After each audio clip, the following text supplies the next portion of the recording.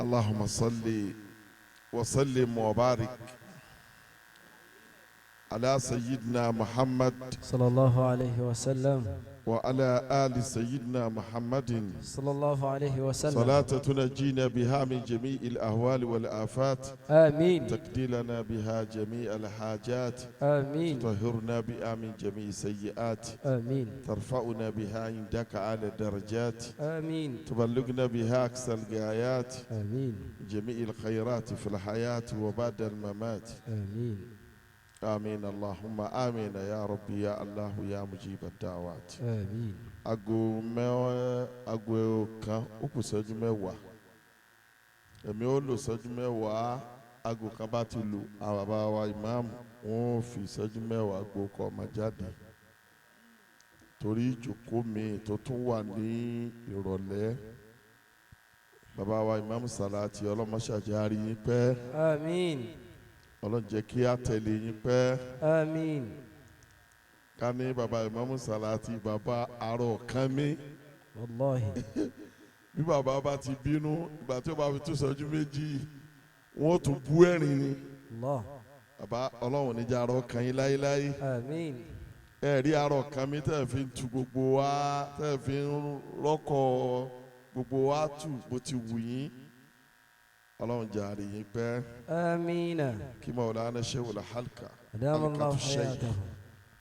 oníwàásí àgbà nílé àfáàdá Sàlátì أدام الله حياته ọlọ́wọ́n jẹ́ ṣe pẹ́ o آمين ọlọ́wọ́n jẹ́ ṣe pẹ́ آمين yóò mú ládàá rẹ̀ bá gbogbo àwọn tó ṣẹ̀ wá lẹ̀ tán ti lọ آمين Maulana Muqaddam Salihin أدام الله حياته ọlọ́wọ́n jàre yín pẹ́ آمين Maulana Sheikh Ukọ́ bá a ti máa pè lẹ́nu àbí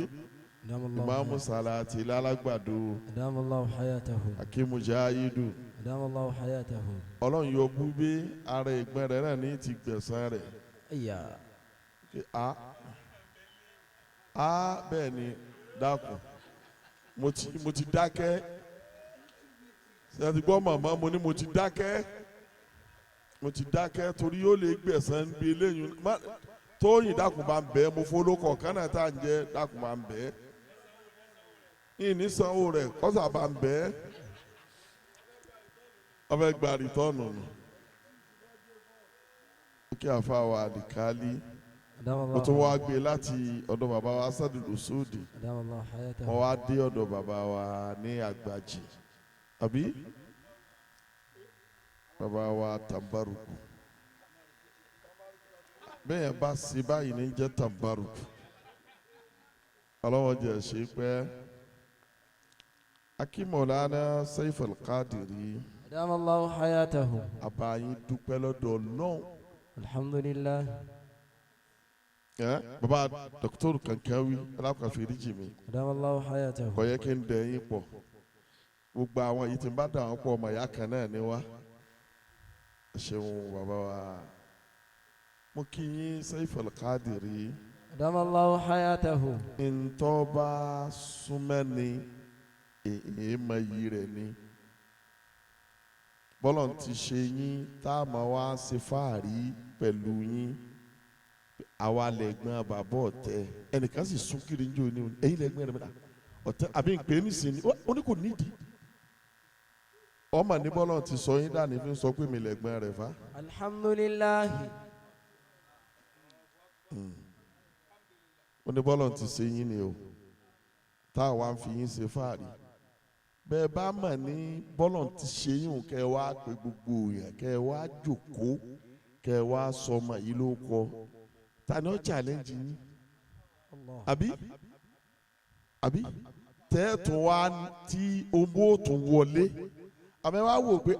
gbogbo àwọn ẹgbẹ́ mi tí mo dá jòkó nu ilé wa ẹjẹ́ àwọn náà wá jẹ tẹ́mi rí ìtumọ̀ rẹ̀ sínú. ẹ dákun bí ẹjẹ́ àwọn náà jẹ́ nu oore tọ́lọ̀ ń ṣe fún mi yìí ọlọ́run ò ṣe yín ní wọ̀bìà ni ẹlòmíì débi wọ̀bìà yóò fẹ́ kí gbogbo nǹkan di tiẹ̀ ni yóò máa jẹ yóò sì máa bì kò ní tó. Allahu Akbar. alájẹfọ́ wo ni diwọ̀ bíà ẹ̀yin náà máa bọ̀ ẹ̀jẹ̀ ná àwa lóore ń pọ̀ ẹ bẹ́ẹ̀ ti ń ná yóò máa kọ́ ni آمين يا الله. oníjàmí yóò kúrú. آمين. amirul jaish. أدام الله amirul حياته. muhajirin. أدام الله حياته. baba waziri. أدام الله حياته. broda mi ni màá pòwe asubunallahu thani ó ní wọ́n bí yín tẹ̀léra yín ẹ tí ì fẹ́ràn ara yín ná ẹ̀rí gbogbo wa yìí búlọ́ọ̀dù kan náà ni wá ní má dájú kọ wá lè sára tí wọ́n bá wa jà o a ti pọ̀ tá a bá ń jà lọ́dọ̀ ara fi wá lẹ̀ a ṣe ní jà gbogbo wa àfáà ni wá a sì ní lárí àbí ẹ̀rí ni ẹnìkan ọmọ ta ni kọ́kàn máa ṣe bíríkì làfà.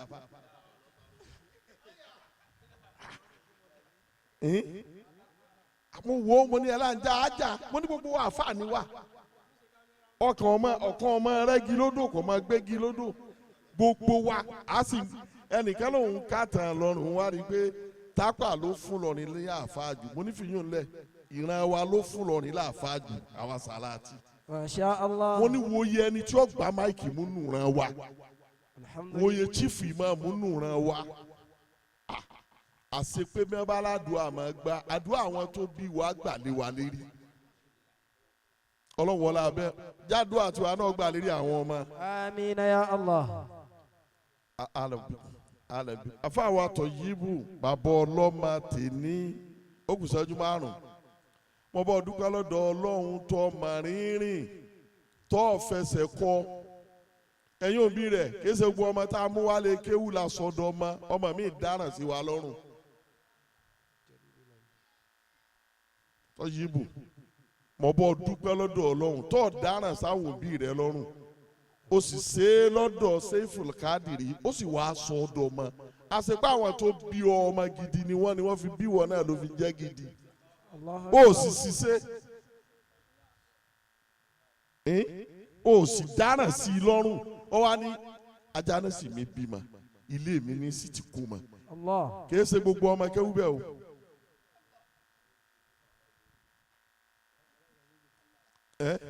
wọ́n ní jòjòkó torí ó lè fẹ́ yọ sí àgbo lọ́la lẹ́nìsì jòkó ṣé wọ́n lálẹ́ kà ní jòkó mo bá yín dúpẹ́ ẹ jókòó wàláhì tó barakallahu fi bàbá mo bá yín dúpẹ́ lọ́dọ̀ Ọlọ́run alhamdulillah tẹ́ bí ọmọ rẹ̀ tẹ́yìn náà jẹ́ bàbá rẹ̀ tẹ́ ẹ̀ yarí pé a sì tún akó mọ lọ́dọ̀ àfa rẹ̀ ẹ̀gbọ́n tèmi gánà ń bẹ káréjì ọ̀fà ibẹ̀ láti lè kó ma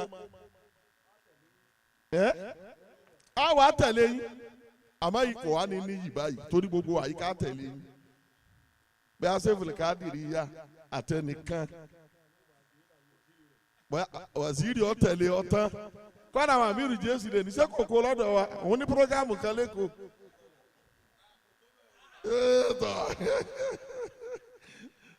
tọ́sẹ́fù ní kò tó bẹ́ẹ̀ kó yọ ọ̀tẹ̀lé o níṣẹ́jú méjì tó kù áfíìsì lọ́fẹ̀ẹ́ jánẹ́sì mẹ́jẹ̀ ń lọ bí orin jẹ́ ń lọ bí kùránì tí ó dùn mọ́. بعد أعوذ بالله من الشيطان الرجيم وإذ قال لقمان لابنه وهو يعظه يا بني وإذ قال لقمان لابنه وهو يعظه يا بني لا تشرك بالله إن الشرك لظلم عظيم wọ́n ló ṣe wáàsí fún yẹn ibùdábì nafsika wọ́n náà ṣe wáàsí fúnra rẹ̀. وإذ قال لقمان لابنه وهو يعظه. Lukmanu ń sọ fọ́mọ rẹ̀ ń ṣe wáàsí fún ọmọdé nù At-Toyibu. Ya bunayya. ọmọ ṣe wáàsí fọ́mọ rẹ̀ ni má sọ pé kéré ọmọ máa kọ́pì yàn ń wù ọ́ ó fi wà ṣe wáàsí fún ó fi ṣe wáàsí fún ó fẹnu ṣe wáàsí fún àárín ìwọ àti ìyá rẹ̀ ó fi ṣe wáàsí fún. Ya bunayya la tushrik billah. wáàsí kan ni wọ́n wo màmá rẹ̀ tójú òkú lẹ́yìn rẹ̀ o èyí ó tún rò pa àbúrò ìyàwó rẹ̀ ni òun bí èkó ọwọ́ ètí ìdùn láwọn. bákan ni bàbá rẹ̀ tọ́jú rẹ̀ níṣẹ́ òun lálùkọ̀ tó wá ní ìyá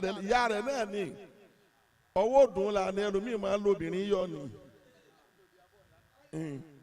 ó ní la tushiriki billah. يا بني لا تشرك بالله إن الشرك لظلم عظيم. bó bá ṣe pé oògùn ní owó authentic ni kò ní rí báyìí kò ṣẹbọ kọ́lọ̀ dá lọ́lá. إن الشرك لظلم عظيم. àsìkò tó ni àsìkò àwọn tó bí wa gbígbàdúrà àti ẹ̀dẹ́ ni. ọkọ̀ fún pé má ṣẹbọ ẹbọ òun náà ló di wàhálà lónìí kọ́dà nàìjíríà ti àpúrúfù ẹbọ dé wọ́n fa àwọn oníṣẹ̀ṣe lọ́lùdé. níta ń jà sínú tí wọ́n ní ní báwa la dá wàhálà lẹ nígbà wa délẹ̀ tán ní ojú wa já nígbà táwọn àtàná ń bẹ bí àwọn Sheikh Solaty ta ló lè ní àwọn oníṣẹ̀ṣe ògbólúdé wọn ní ta ní ọ̀hà náà sì rẹ̀ kí ni ń jẹ́ bẹ́ẹ̀ yóò sì parẹ́ síbẹ̀. ọwọ́ ni inna shirika. inna shirika la dhulmun adhim. ó gbé nínú tawkidu wa ó gbé láàmú tawkidi wa ó wá di tawkidu méjì ń jẹ́ ìǹkárí lọ́dọ̀ àwọn oníbàlágà ó ní kéèyàn ṣẹbọ àbùsí tó tóbi ni àkọ́kọ́ wá sí tó sì fọmọ rẹ ni jọmọ rẹ ó rí bẹ́ẹ̀. ووصينا الإنسان بوالديه حملته أمه وهنا على وهن. ọlọ́run yọ fáàrí bàbá kú ó ọwọ́ akìtìyàbọ̀ ń fi hàn pé ya lọ́lá ju bàbá lọ ń bi kábí ni ó ní mo sàsọkalẹ̀ fún ọ ṣe dáadáa sáwọn òbí rẹ méjèèjì. حملته أمه وهنا على وهن. kò sọ róòlù bàbá má róòlù yá ló kù torí pé ọ̀pọ̀lọpọ̀ ya ló ṣe wàhálà jù àwọn náà ni wọ́n gbẹ̀yìn jù àwọn náà ni wọ́n jọrọ ẹ lè wo àwọn obìnrin tí wọ́n lọ Mọ́kà ẹ lè wo àwọn ọkùnrin tí wọ́n lọ Mọ́kà ta lọ́pọ̀ jù obìnrin ni táwa lọ́pọ̀ jù nu ẹni tó máa rán obìnrin ni ọmọ mi ò ní lárí tí bàbá rẹ̀ ń bẹ láyé bàbá ń kú òtún ní o ti ṣe wàhálà tiẹ̀ ìyọ́ wàá jẹ tí ó fi kú ni ọlọ́run ní kí ló fà حملته أمه وهنا على وهن. ìjọ tí ya yìí ń ru oyún ìwọ ń jẹ fìlàní pẹ̀lẹ́ náà ló wí bọ́ọ̀ bá sì ń bẹ́lẹ́ ló kí pẹ̀lẹ́ ọmọ ìgbà tó ti jáde pẹ̀lú sẹ́yìn wọ́n bẹ́ẹ̀ bí tó ti ń lọ Àbújá tẹ̀ ti hàn tó ń ké wọn àwọn òpè rí my dear ní lérí fóònù ẹ̀yìn dẹ̀ ń gbá mi mú ta ni ó kí pẹ̀lẹ́ yọmọ kíra rẹ̀ pẹ̀lẹ́ ni kò sì ṣe é gbà ìpèjẹ ń ràn ọ́ ọlọ́wọ́n ní ìrántí mu. وفصاله في عامين. àyà yìí lọ́jà mọ̀ pé mi ẹ̀ bá fún ọmọ lọ́yàn tó bá ti lé lọ́dún méjì ó ti dàrá mu ọdún méjì ni lèmọ́nà àràdà ayùtí mà ràdà àtà bówó lè ní rìdọ́ à bówó ní rùdọ́ à bówó ní ràdà à mẹ́tẹ̀ẹ̀ta lọ́la. lọ́lọ́ subahana rabbika. rabbil izzati amma yasifun wa salamun ala al-mursalin.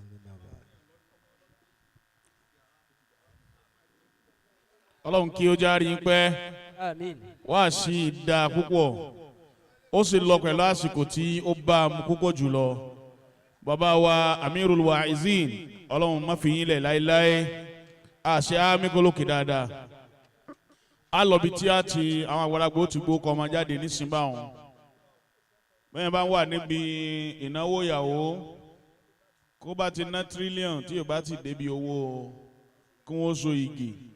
ń palẹ̀mọ́ owó níná ni bẹ́ẹ̀ náà ni kó mọ bá ti wà ń bi kó mọ yìí owó tó ṣe kókó dáadáa